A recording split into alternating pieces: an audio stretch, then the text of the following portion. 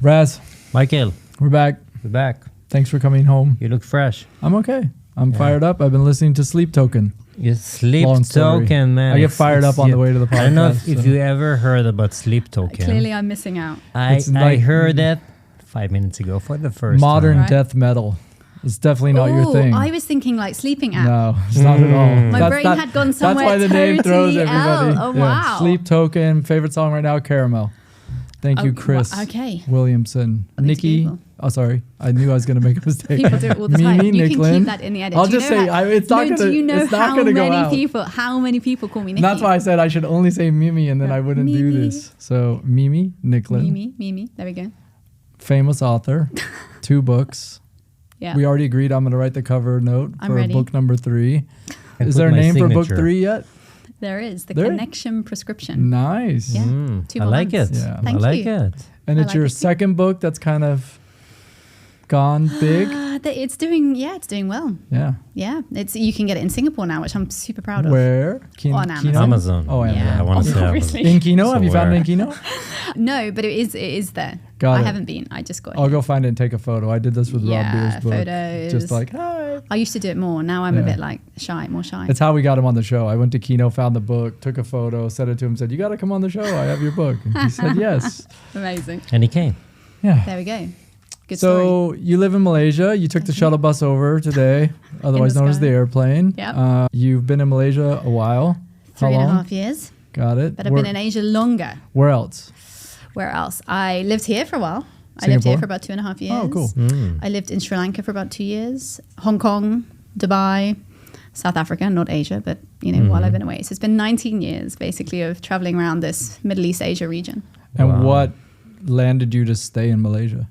I love Malaysia. I feel like I should probably be their cheerleader. Like the government should You can go probably ahead. hire me, Yeah. We'll see if we get a promotional Um, spot. We can Yeah, call, exactly. We can call The them if you tourism want. board. Direct. Hey, there's this girl. Yeah. No, listen, it's a fantastic place to live, actually. It's very similar to Singapore in terms of lifestyle. That kind of, you can choose whether you want to be in a high-end restaurant or a hawker center, that mix of worlds. Yeah. But of course, Malaysia is just cheaper It by a is. long way. Yeah. So we love life there. I set up my business there, great education, great infrastructure. My family's happy. Life's good. And you find it still supports kind of doing these global things that you do there well? It does, because I'm on the plane most of the time, and it's got a good airport, right? So I can get in and out very That's easily, debatable, very but comfortable. I'll let you say that it is. It's not my Listen, impression when I land. I didn't put it in the top 10. Okay. I just said it's a good airport. Yeah. So no, it's easy. It's easy. Most of my work is in the Gulf, and Emirates flies into KL, so I can just. Why in the Gulf, And, for instance? I don't know. I really resonate with that region. I lived in Dubai for 4.5 years, so I think that was like where it began. And I remember when I left, somebody said to me, "You think you're leaving, but you won't." And I was like, "No, I am. Like I am. I literally have packed up my house." And she said, "Yeah, but you're going to see come you in back." a month. Yeah, exactly. That's what she said. I just came back from Oman. Actually, have you ever been? No. Oh, it's an amazing place. Really, I have not really been to the special. Middle East. I've been At to all? Dubai. Any of it one time. I know Oh everybody my gives gosh, you a bad Michael, we need time. to make you an itinerary. No, we plan on First doing, stop. because Podster is multiple studios in the Middle East. Yeah. We Yeah. plan on doing a Dubai. trip for like a week and then do a bunch of podcasts out of the studio Yeah, there. And it's then, just like this. And then place, Tel man. Aviv, right? Aspirational. There's Yeah. no studio there. Yeah. We gotta find a studio. There are studios we can do that. Yeah. We can do it. So we'll run out of time with all this banter, but it's great to have you here. Thank you. I think we're going to talk a lot about empathy and kind of dig in, because that's not just because it's the title of your book, but because we think this is a good subject. Cool. I'm trying to think of where to start. Kind of, why did you kind of hit on this as a core theme, this empathy in the workplace and stuff like that? I think that'd be a good way to set the good place to stage. start. Yeah. Well, back to the Middle East, because that is actually where that story began. So in 2018, the short version of quite a long story, I relocated to Dubai for a regional CEO role. And I came out of, so I had been in advertising agencies my entire career. My dad was an ad man. I was happily in advertising forever, really. And I moved there to take over a role. And when I got there, the business was, if I am being very politically correct, not doing as well as they led me to believe that it was. And the honest truth was I was totally overwhelmed. I had no idea actually how to fix that business. I had gone from big corporate roles with like 20 people in finance procurement teams and legal teams to suddenly being in a 35-person business in the Middle East. I had at that time never been. I didn't know a soul. It was Ramadan. It was about 50 degrees hot. And I remember just sitting there. Couldn't breathe. It was warm. Yeah. And I remember just thinking, I don't know what I'm doing. I don't know how to fix this. You know, I don't have any network. It was hard. So I went to see a business coach, my first and only, and she was asking me about my leadership style at the time. And then she asked me a question that ended up changing my life, because she asked me, explain to me how you're leading. And I was speaking about intuition. I said, well, I'm an intuitive leader. And she stopped me and she said, Mimi, is it intuition or is it empathy? And at the time I said, no, it's not empathy, right? What's empathy got to do with lead? What's empathy got to do with anything, you know? But I left that lunch and I went to read up, and I discovered something called the empathy deficit, which is the lack of connectivity in our world. It's been declining for 3 decades at 48%. And I literally could not believe that nobody was talking about it. It was like I had stumbled upon like a mass trend that no one was speaking about. Yeah. So I started to speak, and that was the beginning. It's amazing that the world is like more connected than ever, technically, but Further declining on real connections. Yeah, totally. And now, I mean, that conversation is changing, right, guys? I mean, 5 years later, I'm here with you, right? Yeah. So I meet people all the time that say, let's talk about this. This is an interesting discussion. But 5 years ago, I would get up every day and post to my, 300 connections on LinkedIn at the time and hope that somebody was reading it. They weren't, but I carried on. And now, 5 years later, not because of me, but just because of the state of the world, that momentum is shifting and people are far more interested in what is empathy, why do we need to be connected, what's happening with the loneliness epidemic. So now it's changing, but it's been a slow build, shall we say. Yeah. But it's a good theme. Yeah. But let's go to the point, because you've been in a company, Yep. been employee. Yes. And you decided to do something different. I think let's go back to that evening, to that night, or that day, I don't know when it happened, and you said, I'm quit. I'm going to do something that I think it's going to inspire others. It's a big move. It was a big move, but it was a slow move in that I actually only quit my full-time job last November. So for 4 of those 5 years, I just did 2 jobs. So I just worked like 20 hours a day. I just kept going. I just kept balancing 2, because I came from marketing. So I knew that in order for this to be able to sustain me in any way, I needed enough groundswell first. I needed momentum. I couldn't just quit my job in 2020, especially in 2020, right? And hope that I could grow this without any income, without any base. Because as I said, nobody was talking about it then. It was hard. I remember the first ever tech conference I went to speak. And they said, well, what do you want to talk about? I said, well, I want to talk about empathy and technology. This is before AI was said every other word. They were like, well, did we have a mistake of who we booked here? Literally. They were like, what do you mean empathy and technology? About organizer. They let me do it, but it really was, hard work. But then, last, I don't know when it was, maybe October, I was on stage with Bill Gates. And that was all in the process of 4.5 years. So it went from people not even wanting to hear what I had to say to people putting me on amazing stages to say, please, can we hear what you say? And that's nothing to do with me and everything to do with the state of the world and where this message is. And people need it. People know now they need to reconnect their businesses and our world. Yeah. So how do you correlate this to business success? I know maybe it's far too ranging of a question, but you know what I'm saying? Like, because if it's becoming important and you're getting this chance to speak and the books, like how do you correlate it sometimes to like this will help you build a better business? Yeah. I mean, the simple data point into that is that the data shows that empathetically run organizations are 23% more profitable. So once you've said that, people listen. They're like, oh, why? So fundamentally, when you have, maybe we should step back and just define what it is. Yeah. Okay. Yeah. So empathy is at its core perspective taking, the ability to understand.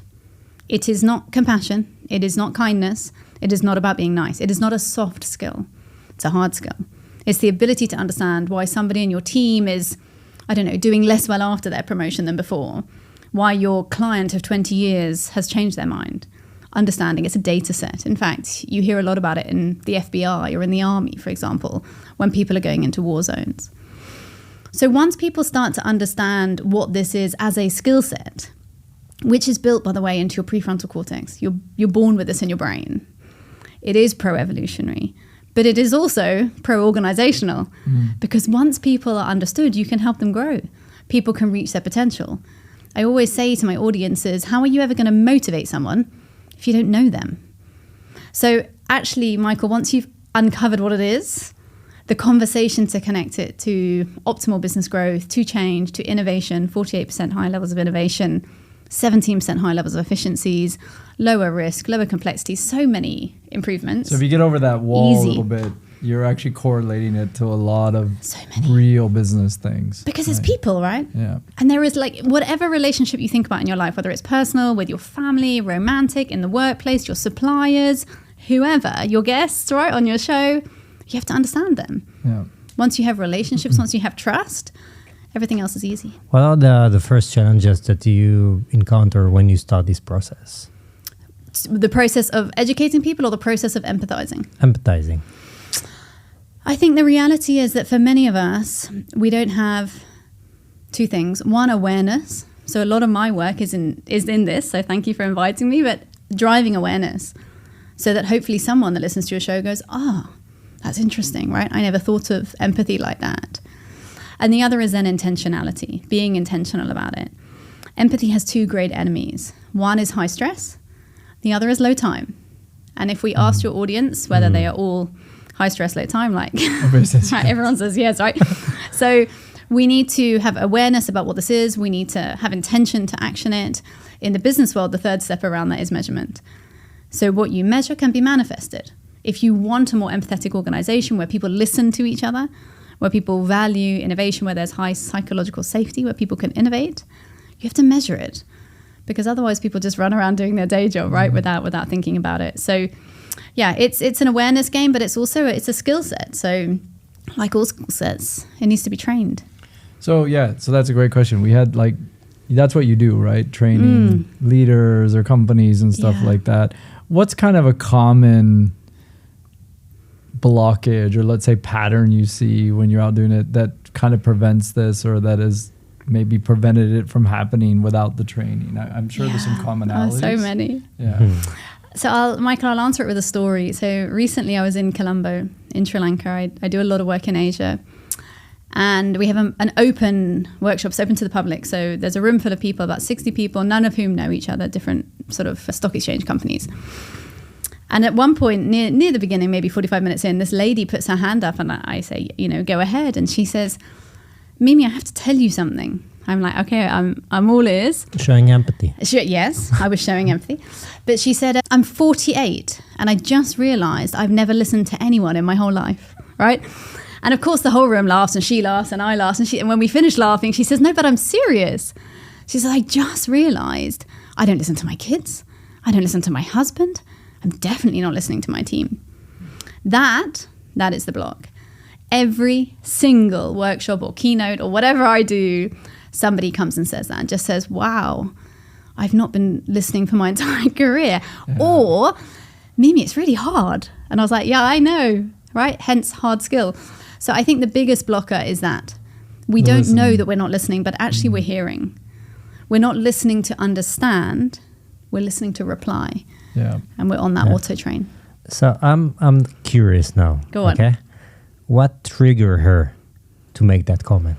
What did you say on that point? Because just imagining the room. Yeah. She's taking the moment for herself to ask the question, which is not easy, and she's been honest with all the rest of the people. What did you say?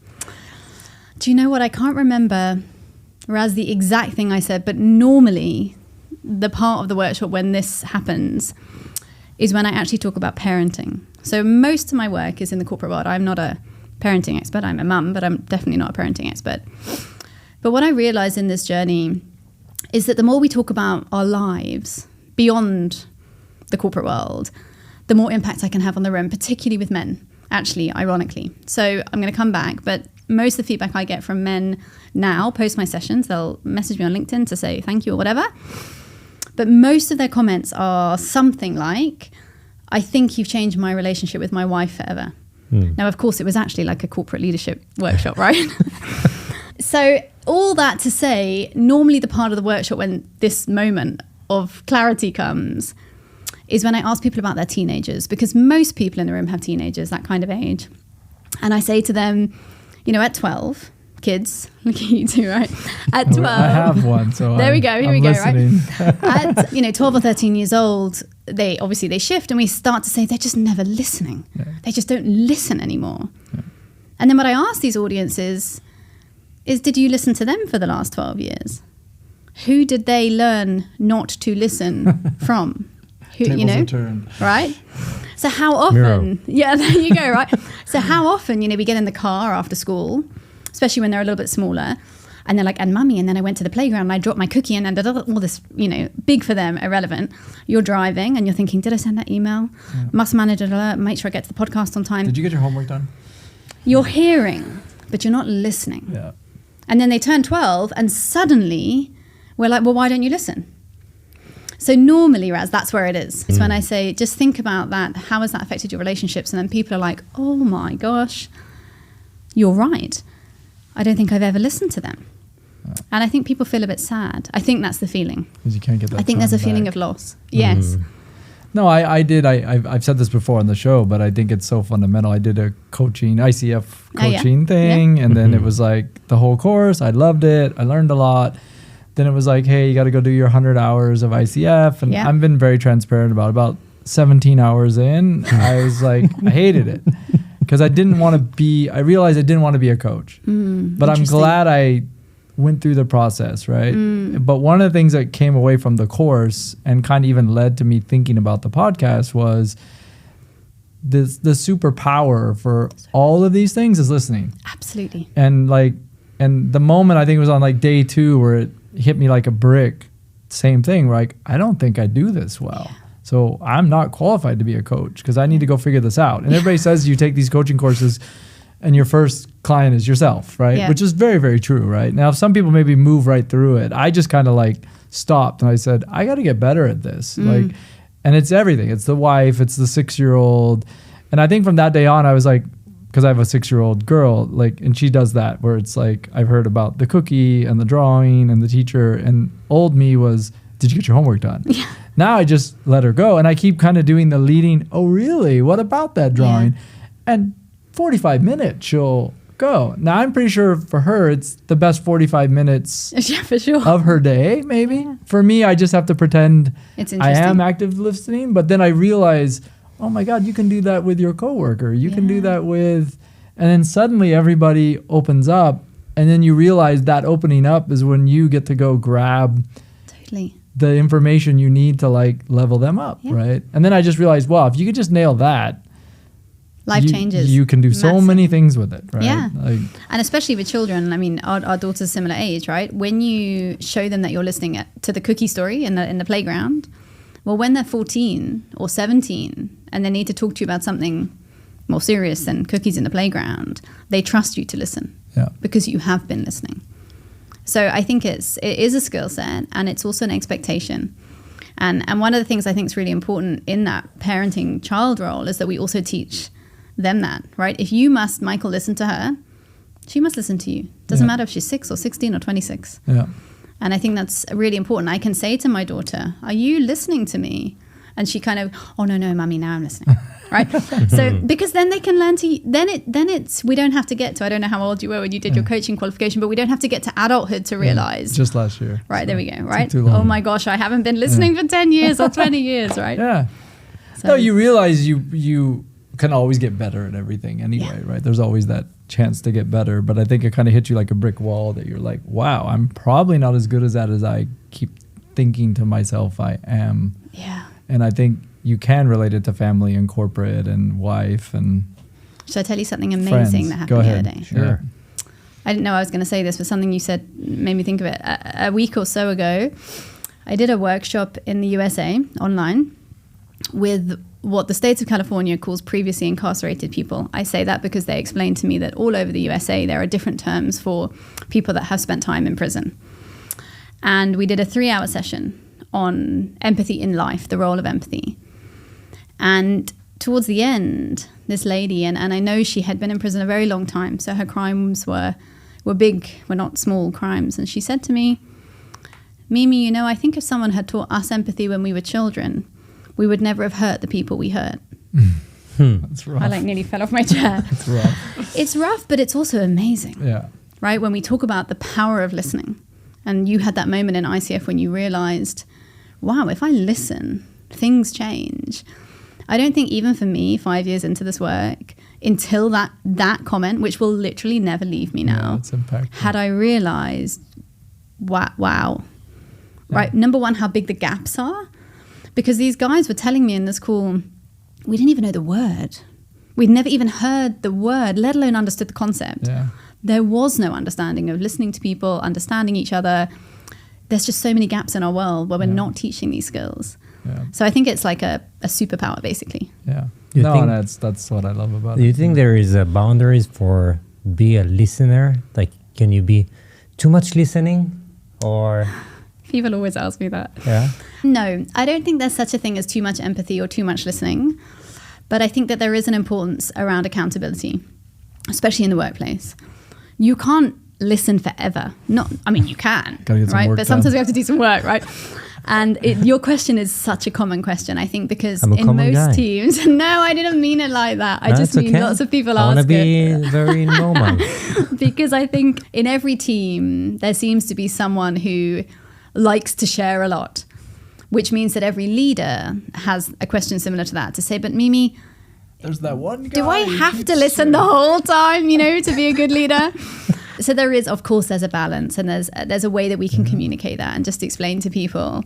I'm really happy you shared this with me. I do have to now go to my next meeting, but I appreciate, the communication that we've had. So being able to redirect listening is also really important. Yeah. See, there is a framework. There's always a framework. There's always a framework. Yeah. So I think in Empathy at Work, you talk about frameworks, right? Yeah. And we always like to if you could give one person one framework that take away from this listen, what would be the good one? Well, I have a couple of frameworks, but I think probably the easiest thing to do would be to give 3 ways to activate empathy, because it's less complicated than trying to teach a framework in a podcast. So maybe we just focus on 3 ways to really activate that. Okay. And I would say that the first is in eye contact. And I think we underestimate this massively, right? How important it is. And actually, when there's 2 hosts of a podcast, it's quite tiring, Yeah, it's harder, right? right? Yeah. I'm Because- also looking at Michael once Yeah, in a right? while. Hey, Michael. Hey, Because Mimi. when you take it seriously, and I do, obviously, it's Yeah. quite natural to me, but it's very important to me that I make eye contact with the people I'm communicating with. And it's hard work, actually. Eye contact for, an hour.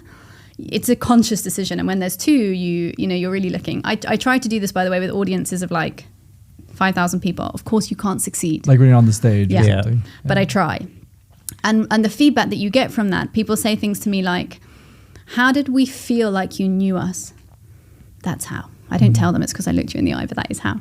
So the first step to being better at showing understanding and creating connection is eye contact. And if you want to know a really good way of doing that, is to try and remember the color of somebody's eyes. Because in that second where I just look a little longer to work out what color Figure they it out, are, right? wow, it's a lot of contact. You're right. So my conscious moment to say, are they brown or are they green? Subconsciously, for the person you're looking at, is a connective moment. So the first one I always say is eye contact. The second one, well, there's so many, but the second one probably is asking good questions, being curious. If you don't ask, you'll never know.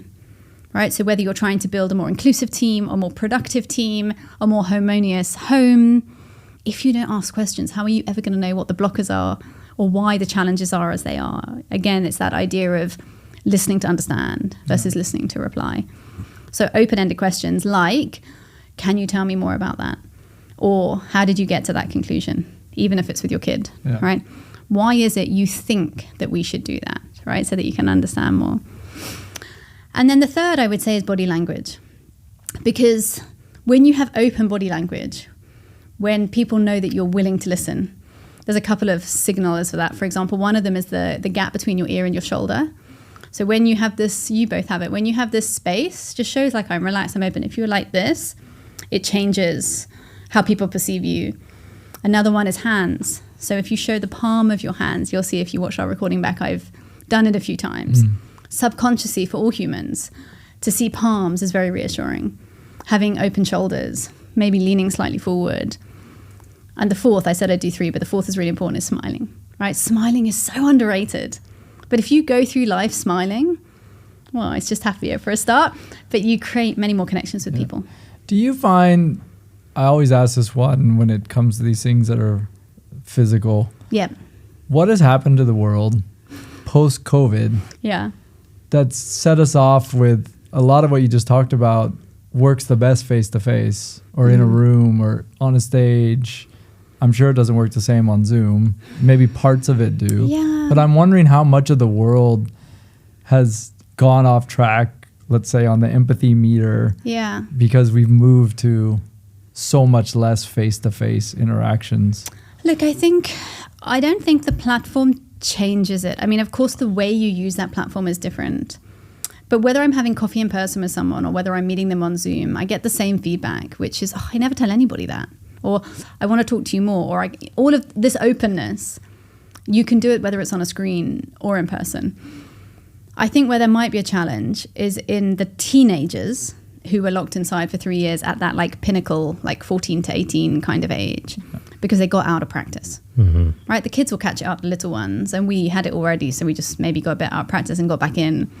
But the teenagers who were in that really tricky shift time in their lives, who weren't able to practice some of these things, have struggled to come back, I think. And you hear that from parents in schools and stuff quite a lot.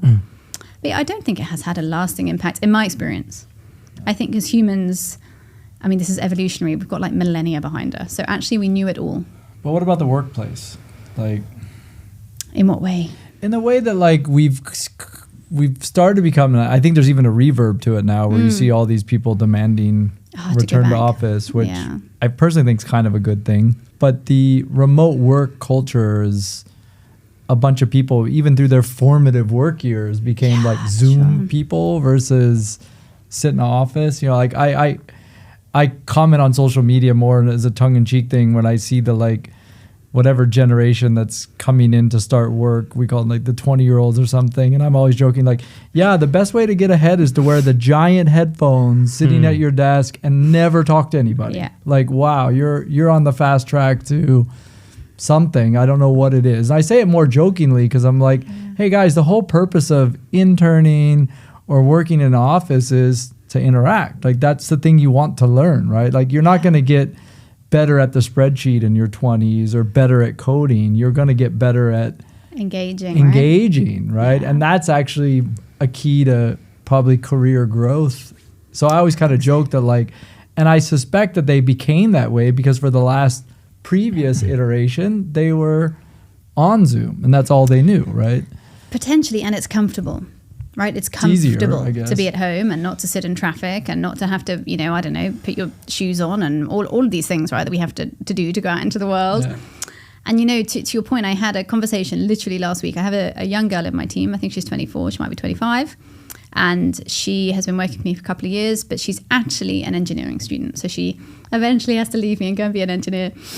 And she was telling me that one of her, I don't know, biggest fears, but biggest concerns is that when she leaves working with me, she has to go to an office. So I said to her the same thing that you just did, literally verbatim, you know, about relationships and growth, all these things. And she said, yeah, but Mimi, when I did my internship, none of my managers were in the office. So the company mandated the juniors for these reasons, but then none of their managers were there. No example. Because the managers were seen as having like a benefit. So because you're now senior, you can work at home because you've done your time. But the juniors must come in because we don't really trust them. Yeah. But now there's no managers to teach them anything. So now they are in the office on Zoom to their bosses who are at home. Yeah. So, you know, the system it's a bad example. Yeah. The system is broken. I think, you know, as a woman, I'm not saying I'm pro or con any of it, but I tune into, because I'm female and a mother, the rhetoric around, you know, mothers and working from home and flexibility, particularly in places like the UK, where it's like an on-fire conversation about how mums, you know, they can't be mums with 2-hour commutes and in the office and all these types of things. So there's a place for it, right? There's a place for it. But there is also a critical role of human connection. Yeah. And to do it online, you have to be even more aware and intentional. Almost better at it. Then exactly. Yeah. And it's more energy, guys, right? When I get on a stage, it's very easy to be completely engaged with the room because you're sharing energy. 3 hours on Zoom, Tough. Yeah. right? You have to really be in it, Yeah, I'm more worn out than a bunch of real meetings. right? Yeah. Because you have to really put energy and you have to really use your facial expressions and lean in and, you know. It's different skills. It's different skills. Different skill set. Yeah, it is. That's the And I way also think feel. that, like, I think why some of the big companies do this return to office for everybody is to get away from the hierarchical permissioning of who gets to do what, because it should be applied judiciously. Like, hey, we all got to go back to the office. It's not you or me, it's everybody. Otherwise, it doesn't work. And also, some people forgot that lead by example. Yeah. Yeah. You need to lead by example. You cannot do the thing that you just mentioned. But maybe it's me that think, different. Yeah. But it goes back to the children thing, right? The 12-year-old thing. If you didn't listen to them for 12 years, how can you expect them to do it now? If you don't lead these young people in the office, how can you expect them to grow and lead an office? Yeah. They don't know how. They don't know how. They don't know why. So do you think that the Gen Z generation have different demands now from For their sure. leadership? It's not a think, they definitely do. 100%. In which kind In of? so many ways. I think, first of all, I think they're very misunderstood. The older generation, That's us, by the way. yeah, definitely. I'm not going to comment whether I'm in it or out of it. I'm just going to be neutral. But the older generation, on the whole, think they're lazy. And they say it all the time, right? They tell them they're lazy. They tell them that the way they want to do things is not as good as the way they did them. So there's a lot of misconceptions around them. But having said that, they grew up into a world, not us, but the generation above us had already ruined the world in their minds, right? So they grew up around kind of World Trade Center terrorist attacks when they were small. So they grew up in a world where there was already mass media, social media. They saw everything the whole time. And they're looking at us like, hang on a minute, guys. You think you're so smart. You think you know how to run this, but do you want to look at what you did? Because our planet is sustainably collapsing. Yeah. We have issues across all areas of socio-economic and political landscapes. We have, I think, now 110 countries in the world in conflict right now. Yeah. But you want to tell me how to work? So you can't blame them. Yeah. Right? They grew up in a very complex, unstable world. And yet their leaders are saying my way or the highway. All right, I'll take the highway, thanks. Yeah. I'll give it a go. It's not to say they're complicated. It can be very complicated. I'm not saying they're right. But if the question is, do they want different things? Do they demand different things? Yes, because they grew up very differently. What do you recommend, for these Gen Zs to get better on their To job? them or to their leaders? Well, it can be both, whatever. I think for the leaders, you have to, back to listening, you have to listen. You have to really listen to understand why they're doing what they're doing. So I had a CEO in India recently say to me, Mimi, I just don't understand, because every break time they just sit on Snapchat or Instagram, or wherever they are. Don't they want to be in the real world? And I said to him, well, that is the real world, right? So when you were young, maybe you went out for a cigarette break because smoking then was fine. And you connected as you smoked. Well, today they go out and they're connecting on whatever platform they're on. Yeah. But the psychological need is exactly the same. That connection, that FOMO, that fear of missing out, wanting to be where other people are, is exactly the same. So I think leaders, we have to want to listen. We have to want to understand that we might not understand, and that's okay. But it doesn't make them wrong. It just makes it different. And then to the Gen Zs, I always remind them that empathy also has to go up, because there is a tendency to believe from their point of view that the leaders must empathize with them. You must understand me, but I don't want to understand you. Yeah. Right? If this guy is happy with email him. He doesn't know how to emoji WhatsApp. Don't slack him. Right? Don't slack him. He's not on Slack, right? So, empathy goes both ways. And I think if we had more of it, the barriers would decrease. Yeah, there was I'm bringing up Chris Williamson again because he's had some great episodes, but he had David Ramsey on. David Ramsey is so he's the financial guy, huge podcast network, live broadcasts. It's all like multiple personalities, but it's called the Ramsey Network. Okay. Not my favorite guy, but he had this question to him because people are asking him, like, he's in his 60s, I believe, Okay. and he's still the CEO of the whole thing. They're worth a few $1 billion. And he was asked the question about how do you manage Gen Zs? And he had said, one is you need to learn to listen. He said, we tend to only preach to them rather than listening. And I thought it was a good point. But a second point goes back to the office thing. He said at Ramsey, a job means you come to the office. And he said, we tell everybody that's interviewing, sorry, it's a 5-day-a-week job. If you don't like it, you probably shouldn't work here. Yeah. He said, but that solved the problem of they have to be around each other. Yeah. So in lunch and in breaks, he said the 60-year-olds got to mix with the 20-year-olds. It's forced on you. And he said we've all learned how to learn from each other. Yeah. And he said we all realize they're kind of like a secret weapon for us, and they realize that we're also an amazing asset for them. But he says I highly suspect this wouldn't have worked had we been remote, because he said we saw during COVID the success of this age group in a remote work situation. He said what we fixed it is we built a much bigger headquarters and we told everybody you must come to the office. Now he said some people quit, they don't want to.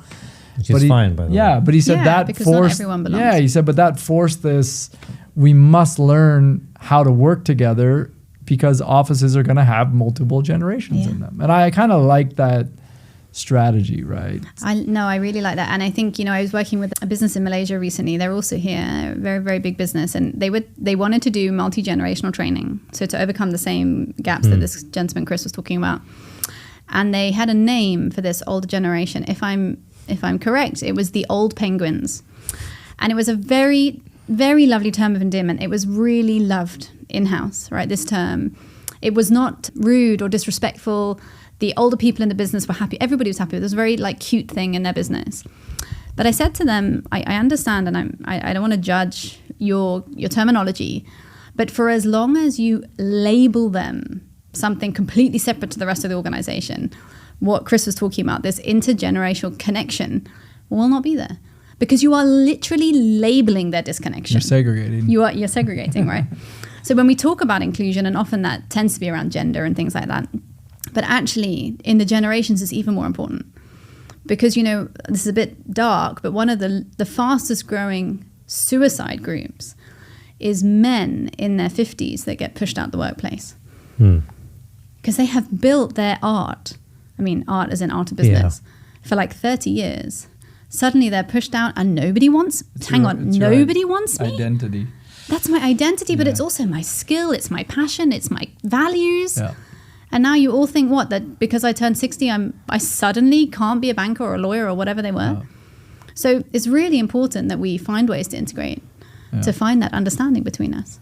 Yeah, it is I'm 53 and I was looking for work at some point. And it's you wrap your whole, what am I without this job and a title and a business card? Yes, I'm still a dad, I'm still a husband, but oh crap, I'm supposed to be provider. I'm supposed to have, when I meet you, I get to say, I am so-and-so. It kind of title from somewhere. Yeah, exactly. It crushes you. It's. But it doesn't have to, and I can say personally from my experience. But I know I have. There's. I think Asia's had a lot of people laid off in the last couple of years. People don't talk about it, and Singapore's got if you don't have a job and you're not a resident, bye. You're out, right? And I know people have been looking 6, 7, 9 months. They're in their 40s and 50s. When you have a coffee with these people, you really get a sense of they're hurting. They're hurting, right? And it's because they're losing their lives. Yeah. Not just their jobs and not just their titles. And I've been an expat for nearly 20 years. Yeah. I understand really how deep that is. Yeah. I have a house and a life, and my kids are in school and friends, and maybe I've been here for 15 years, and now you give me a few months, and I must. Pick up and go where? Because I haven't lived in my home country for a very long time, but I can't live in the country that I do call home. And I think, that's not why I left the corporate world, but however difficult entrepreneurialism is, and I think it is very difficult, at least I know that, right? I'm in control of my own destiny. Yeah. If I fail, I fail, but it was my fault. Nobody else can tell me on a Monday morning, hey, you're really good at your job, but we don't need you anymore. It's on you. For good and for bad, by the way. For good and for exactly. Yeah. So, yeah.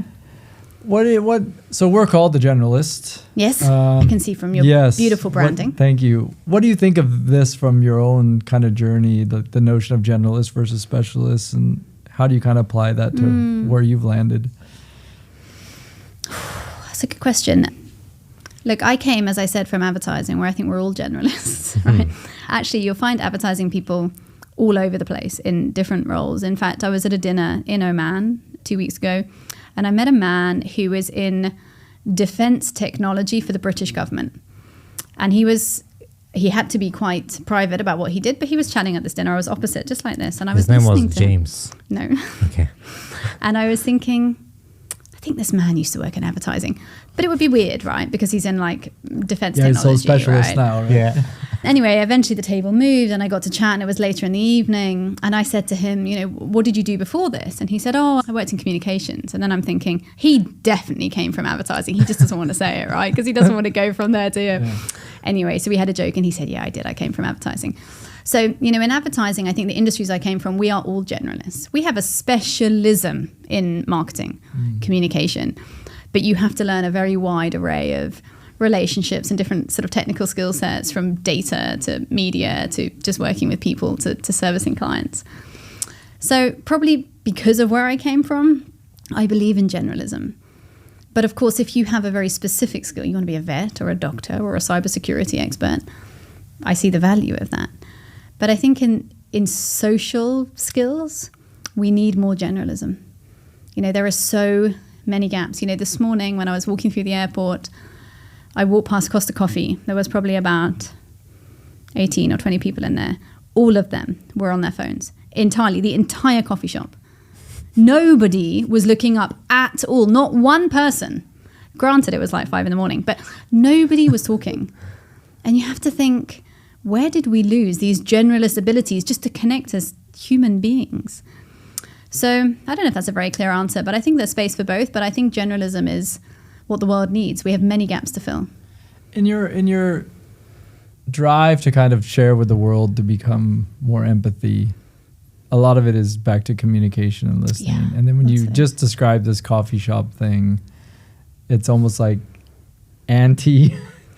Like no one can have any empathy in that room because they're not even talking to each other. No. Like, do you see that as like one of the things that like is just messed up with the world? And is that like in your books, do you talk about that a little bit? Because I've been trying myself to have like I wouldn't say it's a daily exercise, but hey, I'm going to do my best today to engage a random person, not to go out of my way to do it so that someone doesn't think I'm weird or something, but more like you're weird. I am weird, but like if you're in the coffee shop and like you know the guy like, hey, how's it, you know, and I've been trying to do that, and I find that like how much success are you having? Yeah, because not great, I would say. Okay. And I'd say a couple of the reasons is because it kind of startles people because they're not actually.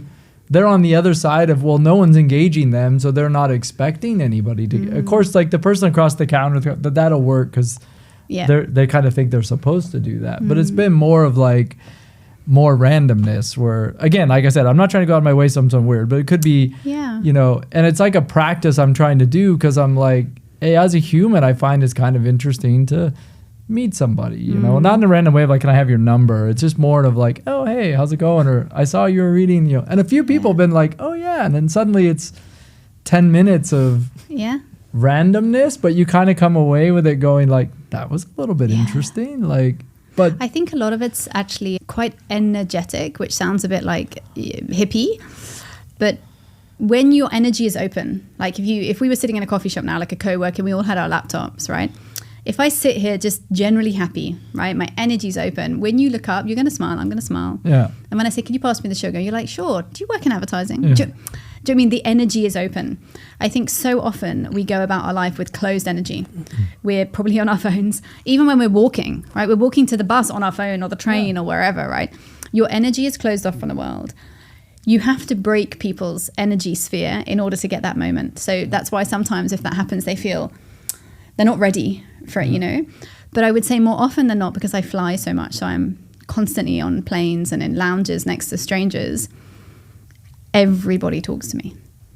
I mean, literally everybody. I'm like, I have to get on my plane. They're like, but did I tell you about my second dog? Yeah. And I'm like, no, yeah, thank you, but I really have to catch my plane. What started it? Because you think you're creating some openness? I just think I'm interested in people, and I think they know that, right? I think that they can sense it, and I ask good questions. Back to that point earlier, I ask them, when they answer, I really look at them. I really look at them until they finish.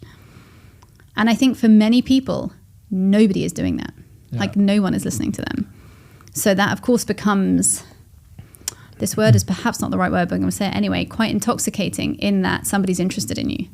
Doesn't matter if you're like a barrister or an Uber driver or something, but if someone gives you space, most people are so lonely, 52% of us statistically, they will lean into that space.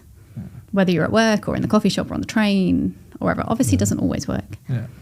But you'll strike out a few times, but there's some... I think it's also depending, the culture, the person. Yeah. If he's an inner person, it doesn't mean that it doesn't have, and I'm challenging both of you, because it doesn't mean that it doesn't have a good energy, or it doesn't want to speak, or she's not talented, or she doesn't like her. She just want to be inner. She doesn't want to speak with anyone. And it's fine. Yeah, of course. So not all people want to open conversations, and they are open.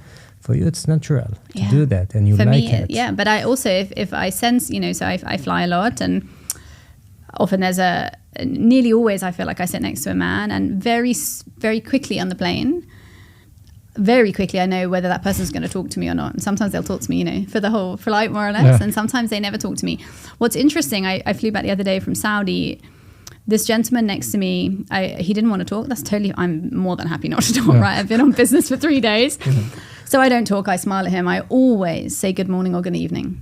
Half the time people reply, half of them they don't. I don't care, I say it anyway. I think it's polite if you're going to sit next to someone for 12 hours. But at the end of that flight, now we're standing up to exit. Now he wants to talk, right? So now he's like, oh, you're in Dubai. Do you live here? I say, no, I'm flying to KL, et cetera, et cetera, et cetera. And then we talk the whole way, right? To the bus and the train and everything else, But I think generally, you're right. Some people don't want to talk. That's fine. But if you are open to people talking to you, they will talk. Agree. If you want that, I think we're very smart as humans. We can sense before we speak. Yeah. We can sense before other people speak. Yeah, and I think I feel like this empathy thing is something you have to practice. You do. Right. So I thought think, about it. Yeah. It's a practice. It is a practice. And it can be those little things, and it could also be with the kids. It could be in work. Yeah. And I think that for me is like when I've thought about the listening, or I thought about, it's like, God, I got to practice, because if I just chat with somebody and they want to like, hey, that I can check the box of I listened and I learned something, True. Like I find I've been commenting on people's shirts because I don't think they expect it. Okay. But I think someone will wear a shirt. You didn't comment on my shirt. Sorry. I'm yeah, feeling it didn't very say anything. I'm feeling very left out now. So there's like, I saw a guy at the sidewalk the other day, and his shirt was like, eat creatine every day, which is a gym thing, right? But he's not really a bodybuilder or anything. And I just had to say, like, dude, your shirt's pretty funny. And he's like, yeah, I saw it. He goes, I didn't even know what creatine was, but it just sounded like something weird that you wouldn't eat. And I go, yeah, dude, it's like a bodybuilder thing. And he wasn't a bodybuilder. Hilarious. But I was like, shirt. He goes, I think you're the only one that's ever like asked me about my shirt on the street. And I said, like, what can I say? Like, why not? Yeah. But it was funny. And I laughed, he laughed, and I'm like, I think we all had a better day with just a little bit of interaction. Yeah, why not? Yeah. I think the reason I sent you that picture of this shirt. Yeah, you sent me the shirt. Yeah. So it's good. Yeah. Cool. Okay. Yeah, this goes too fast. This is great. We're done already? No, we're not done. We have our wrapper. The wrapper. Closing that we do, that everybody I'm gets ready. the same questions. Okay. But why don't you go ahead and remind people the names of the books? Yes. Because I think that's important. Okay. Go ahead. So I'll just recommend the one that's really selling now, which is called Empathy at Work by Mimi Nicklin, which is my name, which you can now get on Amazon and all around the world. And people, for our Singapore people, it sounds like it's in Kino. I hope so. Let's check Yes, it out. it should be there. I'm going to try to see if I can find it. Do you want to start? Yeah. Okay. So we give everybody feel intimidated now. No. No, It's I'm very we open. give I'm very open. Okay, ready. we end the show with the same 3 questions to everybody. Is it about my t-shirt? No, it's not. But we like your shirt. Okay, but thanks. I'm going to do it with a smile. Okay, go. Eye contact, smile. Empathetic. Everybody, if you could show me your empathetic. palms as well, like we can Everything. practice. Question There number we go. 1. All the Yeah. empathy. The problem with Israel is we always speak with our hands. Well, that's not a problem. It's a good thing. It shows That and openness. Italians. Some people say it's anyway. Anyway, different discussion. Different discussion. What are you gonna tell your 20 years old? What you know today? What I would tell 20-year-old me, Yes. to be patient.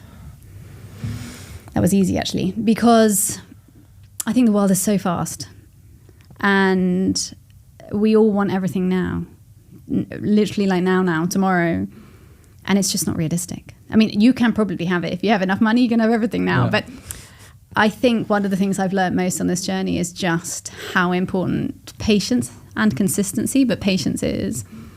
Good things will come. If the intention is right, you will get there. It will happen. But don't believe social media, because social media will make you believe that every successful entrepreneur did it overnight, right? They don't ever show what's happening in the background, or the reality that happened all night to get there, or how it is to write a book or launch a podcast, or the money that it costs, right? Yeah.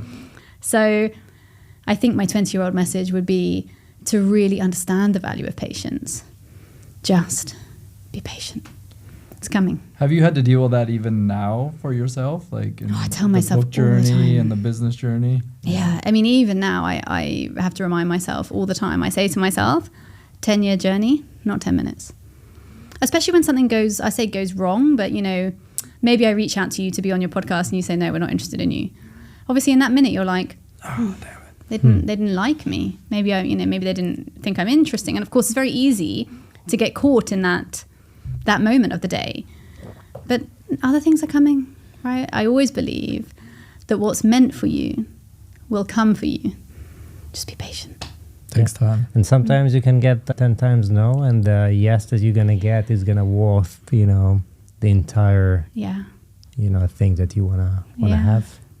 Do you tell your kid to be patient too? All the time. Yeah. She's not great at it. She's only 7. Be patient. It's like it's an ongoing journey, let's say. Yeah. Give her time. Yeah, with a smile. Yeah. I guess mom has to be patient, not kid. Yes. Right? Exactly. Endlessly patient. Got it. What do you do for health, whether it be physical, mental, kind of what's your regime, especially with all the traveling and the books and stuff? How do you stay level-headed?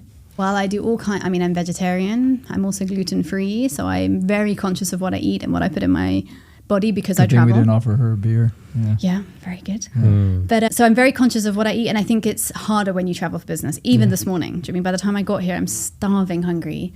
To now be vegetarian and gluten-free, like in an airport, you have to plan for Asian that, airport. Right? Yeah, in an Asian airport, there's noodles and everything, noodles or rice, right?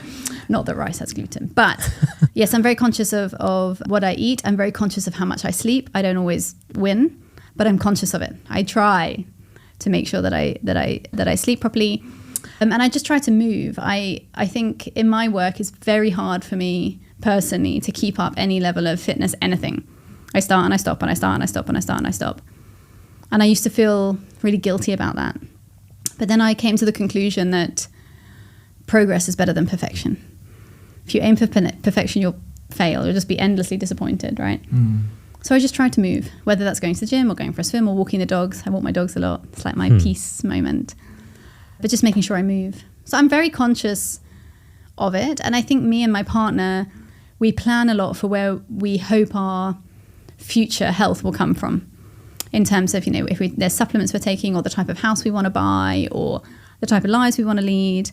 It's probably more around mental health. But having seen my own parents age and learning from perhaps how I wouldn't want to age, I spend quite a lot of time consciously, I'm not planning for retirement, but just planning for how I want to age. I don't think I'll ever retire, but I know what country I want to live in. And I know what type of house I want to live in.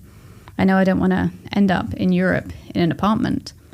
So I have a plan. Going back to England is not in the plan. It's not in the plan. So more around emotional health, I would guess. Yeah, that's good. Yeah, I've been thinking about this thing more and more with like retirement, where it's like, is it even a concept? I'm like, I want to be busy. Yeah. Maybe it's changing exactly what I want to do on my terms, and you can choose. You want to have the ability to choose, the freedom. But the whole like doing nothing scares me more than. I say to my audiences all the time, do you really want to watch Netflix for 25 years? No, kill me. Exactly, right? So I think you're right. I think the definition has totally changed. For me, I was with a personal finance planner the other day, and he said, so what age do you want to retire? And I looked at him, I said, I don't want to retire. Yeah.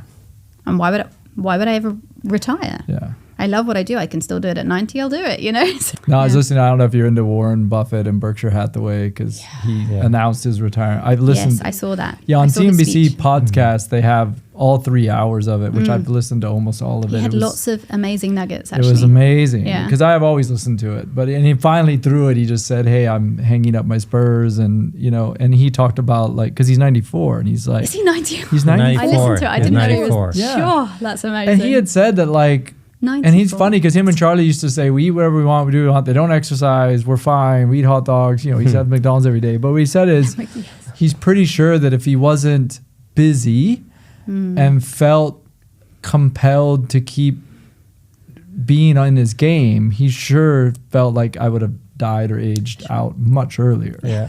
I think that's very true. It's purpose, right? I've seen it with my own father as well. Yeah, it's purpose. When he retired, he got less well. Right? I think part of that is purpose because it's so critical to our health. And part of it is connectivity. Back to where we started the show. Lonely people die statistically 8 years earlier. And when you retire, many people become lonely because they leave their ecosystem. Yeah. So there you go. Note to every listener: never retire. Don't retire. Don't retire. Last thing. Last one. Okay, I'm ready. Share with us a book or something that you watched, not on Netflix. I'm just joking. Other than your own book, because we covered that. No, I'm not going to talk about mine. Or podcasts that you like. That I like. Yeah. I don't have one off the top of my head. I listen and I read so much. I can't even think of anything that feels like educational. But what I will tell you is I just read a book called The Corner Store by the Sea, I think it's called. I've probably got the title wrong. I'll look it up, don't worry. Well, you have to put like a disclaimer that says Mimi messes up the name. No, I'll find Please it. actually look for this one. But it's a beautiful, charming story about a community that is by the sea and is surrounded around this corner store. And it just reminds you of our humanity, right? Actually what we're here to do. It's a story. It's not an educational book. But I found it really beautiful. And then the other one is a book from Japan. Again, I'm going to get the name wrong, but it's something like The Man Who Gave Away Advice for Free. I'm paraphrasing. I'll look it up. Yeah. That one is true. And it's about a young Japanese man who he's very, it's translated to English obviously, but he's very like blunt. And he just says, I was really bad at work. Like everything I did, I was terrible at. So I thought, well, I'd quit it all and see if I could just charge for my time to spend my time with people, but I'm actually really bad with people. But I tried it anyway. And he, in a truly Japanese style, went totally viral. And now, still to today, people book and pay online for him to come and just spend time with them. So he might come and sit at dinner and not talk. So they might just say, come, I don't want to date you, I don't want to be your friend, but I don't want to go to dinner on my own. So can you just come and sit there? Or someone will say, there's all these stories in this book, you should read it. I have a real passion for yellow outfits of, huge mice, but I'm too scared to go down the road on my own. So will you walk behind me while I walk down the road in costume? All of these crazy, crazy requests. Crazy. Only in Japan. Yeah, exactly. It's Mars. It's amazing. And this book is just like, I haven't finished it, but it's this whole book. It's true, totally true, of all the things that came to him from the World Wide Web, of people saying, actually, do you know what? I need someone to come and do this weird thing with me. Like, would you come and play Scrabble with me? I don't want to talk. Don't tell me your name. Don't tell me anything. Just come and play Scrabble. So he would go and play Scrabble. Amazing. Amazing story. Because again, it just reminds you of how important it is to be connected. Like how much we need each other, even when we don't know each other. Yeah. So I think I probably answered that terribly with 2 books, but I don't even know the names of either of them, but they're good reads. You did a storytelling, which is also good. Yeah, good stories. Where do people find you? Like, what's the best way to catch up on you other than the boats? They probably would find me online, so on LinkedIn or Instagram or YouTube. But Instagram and LinkedIn are my platforms, both of them at Mimi Nicklin. Got it. Insta, I share more of the journey. It's a bit more holistic, and LinkedIn is a little bit more around leadership. Cool. But yeah, that's where I love to be. This is great. Thank you for doing this. Thank you for having me. Thank you for coming. I'm so happy I flew in and we did it. Yes. Yeah. So we're glad really we awesome. made it happen. Thanks. Thank you. Thank you.